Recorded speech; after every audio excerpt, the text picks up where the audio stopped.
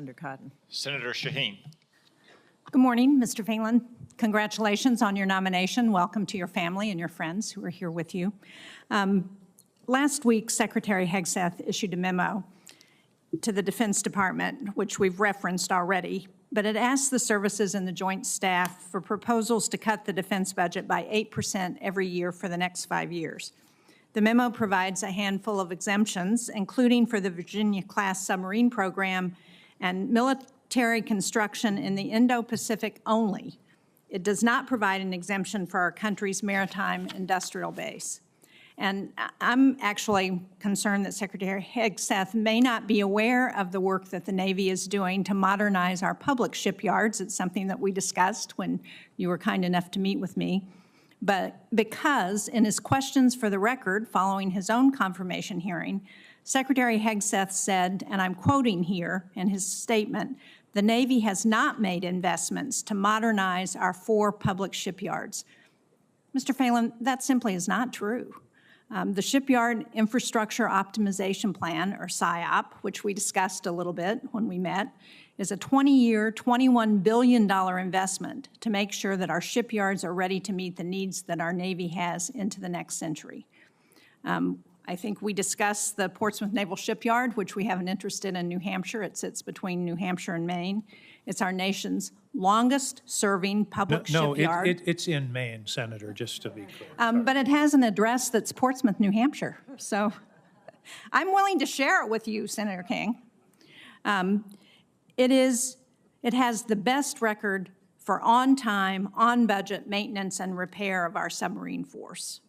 So I appreciate your focus on operational readiness, but I'm trying to square how operational readiness comports with the 8% budget cuts that are going to affect our investment in our public shipyards.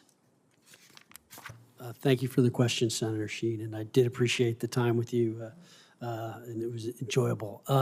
What I would say to you is my understanding, again, and I've just read what is in the paper, is that there is, Secretary Hegseth has talked about this as a planning tool to kind of look at what would happen if we need to cut 8%. And that's my understanding, which I think is a useful exercise to go through, which is where would we cut if we need to cut. Now, my also understanding is it is to take money away from non-lethal activities and reallocate that capital to more lethal activities. Do I view the construction of our subs and ships as lethal activities? The answer is yes, because we need to have these ships and we need to get them out there quickly. Go ahead, sorry. Well, and as you know, our nuclear attack submarines are one of the advantages that we have over the Chinese. And as we're thinking about how do we stay competitive and stay ahead, it's very important that we ensure that we are able to maintain those subs and keep them operational. Yeah, that is critical, and I believe that both the Secretary of Defense and the President would agree with those statements. Our nuclear subs and attack subs are critical, and so whatever we need to do to get them out as fast as possible, on time, hopefully quicker than the delays that are currently being estimated, and hopefully with some budget savings, we should be able to do that. So I think that's very critical. I do look forward to visiting the shipyard in Maine and New Hampshire as well, and see what you're doing. And one of the things I want to see is, you guys are doing things on time. Why aren't other shipyards adopting this? What are the things that are not happening? And those are things we need to really start to do. Well, one of the things that's critical to ensuring that that work continues on time and on budget is making sure that we have the workforce that's required to do that maintenance. 2 weeks ago, Senator Collins and I sent a letter to Mr. Emmert, who is the acting Secretary of the Navy, pending your confirmation, asking him to work with the Office of Personnel Management to create an exception for shipyard employees that would protect them from mass layoffs. We've received no response from Mr. Emmert.